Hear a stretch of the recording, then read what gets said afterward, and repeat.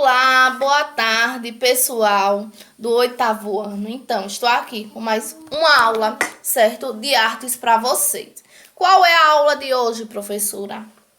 A aula de hoje, certo, é referente à nossa apostila Arquitetura Colonial do Brasil. Então, pessoal, o tema da nossa aula de hoje, certo, é o seguinte: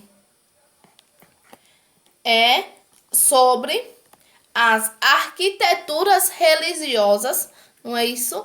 E também sobre as arquiteturas religiosas do Barroco e do Rococó, certo? Então, vamos lá, dar início à nossa videoaula, certo? A nossa videoaula de hoje fala sobre arquitetura religiosas, certo?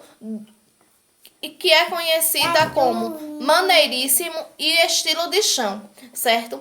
Os primeiros templos religiosos no Brasil, ele foi construído segundo o estilo tártaro renascentrista ou maneirista português, conhecido como estilo de chão, certo? Essa estética caracterizava-se pelas fachadas compostas por figuras geométricas, basicamente fortões, triângulos, janelas próximas ao quadrados e paredes marcadas pelo contraste entre as pedras e as superfícies brancas de caráter bidimensional. Além disso tudo, a decoração era escassa e circunscrita, em geral, aos portais, ainda que os interiores são ricos em arestas, pinturas e azulejos.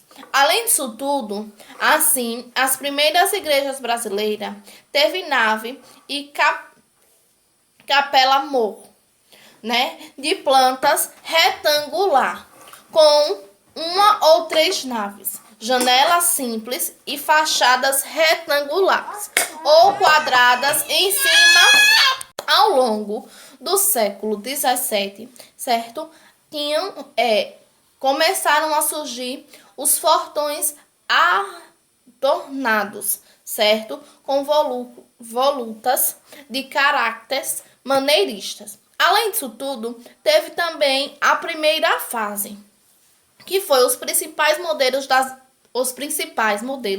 das igrejas católicas, que foram as igrejas de São Roque e de São Vicente, de Fora de Lisboa. Além disso tudo, hoje em dia, restam poucos exemplos dessa arquitetura aqui no nosso país, certo? Uma vez que boa parte das edificações mais antigas foi destruídas ou muito alterada. Exemplo raro de arquitetura religiosa são as igrejas matriz de São Cosme e São Damião, que foi começada em 1535 e logo depois teve uma reforma, certo? A Igreja da Graça, em Olinda, construída no último quartel do século XVI, com uma fachada manitorista, certo? Inspirada pela Igreja de São Roque de Lisboa. O arquiteto dessa última vez, foi o irmão Francisco Dias, certo? Que já havia trabalhado em construções de igrejas libostecas e projetou outras igrejas jesuítas aqui no Brasil, com uma arquitetura similar. Então, o irmão Francisco Dias, certo? Ele construiu várias outras igrejas aqui no nosso Brasil. Só que essas igrejas eram muito baseadas com as igrejas de Lisboa, certo? E essas igrejas teve também criação e fundação pelos jesuítas, certo? Desde o século XVI, os jesuítas construíram igrejas, colégios em regiões isoladas para promover a conservação dos indígenas ao cristianismo. Olha aí. Alguns exemplos importantes de igrejas jesuítas dos primeiros templos da colonização, certo? São as de São Pedro da Aldeia, no Rio de Janeiro, a Nova Almeida, no Espírito Santo, a de Embu, em São Paulo, e a Capela de São Miguel, em São Miguel Paulista, na cidade de São Paulo também. Todos datados no século XVII ou início do século XVIII. Na metrópole de São Paulo, que surgiu ao redor de um aglomerado jesuíta, a fachada essencialista da antiga igreja do Colégio Jesuíta, conhecido como Pátio do Colégio, foi reconstruída fielmente com a base em iconografia antiga. A fachada mostrada nos traços sensorialistas, certo? No estilo do chão inicial, inclusive há um portão triangular. Em contraste, no Rio de Janeiro, a importante igreja jesuíta do Morro do Castelo, fundada em 1567, foi demolida em 1922 na reurbanização da área onde se localizava. Semelhantes às de São Paulo, Rio de Janeiro, foram as igrejas e colégios jesuítas de Santos Domálidicos no século XIX, mas bem conhecido por plantas e desenhos. Então, pessoal, várias igrejas do século, certo, 17 teve caráter maneirista, certo? Que ainda sobrevivem aqui no nosso território brasileiro. Um exemplo é a Igreja dos Mosteiros de São Bento, no Rio de Janeiro, construída em 1633 e 1677, com base a um projeto de 1617. A fachada é composta por forma geométrica, com um portão triangular, lajeada por 2 torres e com uma galiche com 3 portais, semelhantes às igrejas de São Vicente de Fora de Lisboa. Além disso tudo, tem também um exemplo mais trádio e é a antiga igreja jesuíta, atualmente a Catedral de Salvador, que foi datada-se no ano de 1652 a 1672, com uma fachada maneirista, certo? Por volta de 2 torres caracterizadas semelhantes à igreja de jesuítas.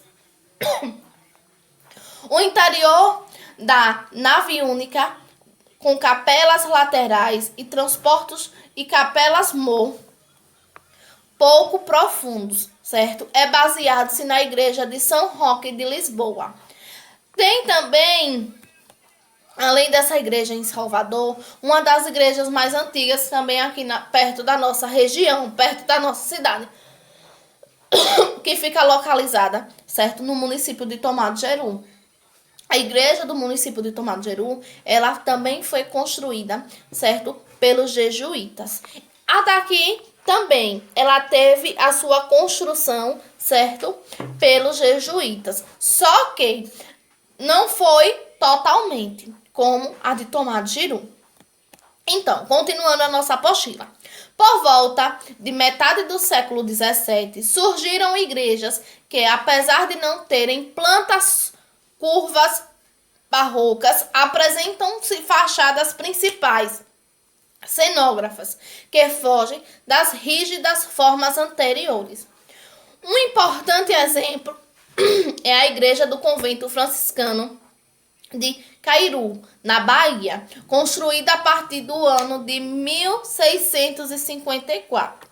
A entrada da igreja é parecida por uma galiche, formada por 5 arcos, com 2 andares superiores escalados, certo? Além disso tudo, também a gente ver que em Salvador, na segunda metade do século XVII, certo? Começaram a surgir igrejas conventuais majestosas, certo? Que começaram a atrair freis, como um deles foi Macenário de São João, certo? E do Majestário de São Bento, ao convento de Santa Teresa. Além disso tudo, certo? Essa religiosidade da arquitetura, ela tem, certo? Como porte dessas igrejas, um único modelo, certo? Que pouco foi utilizado aqui no Brasil colonial. Agora a gente vai ver sobre a arquitetura religiosa do Barroco e do Rococó, certo? Professora, como foi essa arquitetura? Telha dourada. Então, telhas em dourada, como eu acabei de falar, em estilo nacional português. Na Capela Dourada, no Recife, o primeiro templo brasileiro a ser integralmente coberto de douração barroca. Então, pessoal, na arquitetura religiosa barroca, vai começar, nós iremos ver, certo? As suas riquezas. O barroco, ele utiliza-se muito cor de ouro para as suas construções, certo? Na arquitetura do barroco, utiliza-se os movimentos derivados da arquitetura clássica, mas os combina-se de maneira dinâmica, buscando-se criar efeitos ilusionistas, certo? E cenográficos em fachadas e interiores. Na Europa, especialmente na Itália e nos países germânicos, certo? Os edifícios barrocos se caracterizavam-se pelas suas fachadas e plantas, certo? E onduladas. Além disso tudo, no Brasil, colônia, o barroco arquitetônico chegou aqui mais tarde, certo? Por quê? Porque tinha a dotação do estilo na própria metrópolis. Então, ele demorou a chegar aqui porque ele precisava se adaptar, certo? As curvas ou ondulações em fachadas e plantas foram raras. Qual é a importância das talhas e pinturas, professora? Vamos ver agora, pessoal. A importância das talhas e pinturas nos interiores das igrejas coloniais devem ser vistos não só em termos arquitetônicos, mas também decorativos, pois os ambientes internos eram muitos, certo? Eram muitas vezes definidos pela quase não saía. Harmoniosa interação entre as talhas douradas, pinturas e os azulejos, certo? Típicas da arte portuguesa. Além disso tudo, antes de influenciar a arquitetura, o estilo barroco chegou aqui no Brasil, Brasil colônia, em meados do século XVII, na forma de retabos de talhas douradas, chamados de estilo nacionais português. Esse estilo, características pelos retabos, certo? Formados por arcos de densas cargas escritórias, como motivos e anjos, muitas vezes sustentados por colunas, certo? Salomônicas. As talhas não se restringiam aos retábulos, mas muitas vezes cobriam todas as superfícies das igrejas católicas. Além disso tudo, teve o mosteiro de São Bento, no Rio de Janeiro, cujo seu interior foi totalmente coberto de telha barroca, a partir das últimas décadas do século XVII. As talhas douradas barrocas no interior da igreja de São Francisco de Salvador, certo? Executado no decorrer do século XVIII. Já na primeira metade do século XVIII, foi concluída a Capela Dourada da Ordem Terceira de São Francisco, no Recife, e executada a maior parte da decoração da Igreja de São Francisco em Salvador. Então, a Igreja de Recife e a Igreja de Salvador, elas são muito parecidas, pessoal, por causa da sua arquitetura barroca, certo?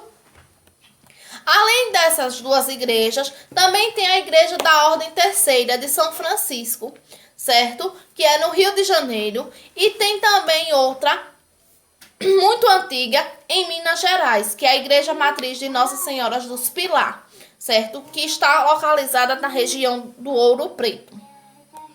Além disso tudo, a pintura, especialmente em caráter e luminosísticas, certo? Também teve um papel importante na decoração dos seus interiores particulares, principalmente nos forros, certo? De madeira dos tetos das naves.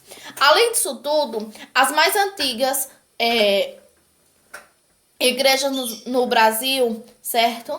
Ela foi ordenada como a terceira de São Francisco, que está situada no Rio, que é chamada de Caetano da Costa Coelho, quase não sai. Outros celebres exemplos mais tradicionais são as pinturas dos forros das igrejas de Nossa Senhora da Conceição da Praia, que também está localizada em Salvador, José Joaquim de Rocha e a Igreja de São Francisco de Assis, em Ouro Preto, e a de Mestre Ataita. Os azulejos importados de Portugal também tiveram um papel muito importante na decoração do interior dessas igrejas, aqui no Nordeste e no Rio de Janeiro. Por quê? Não só em Minas Gerais, mas em todas as regiões teve o alto custo, certo? Para trazê-los, esses azulejos, para aqui.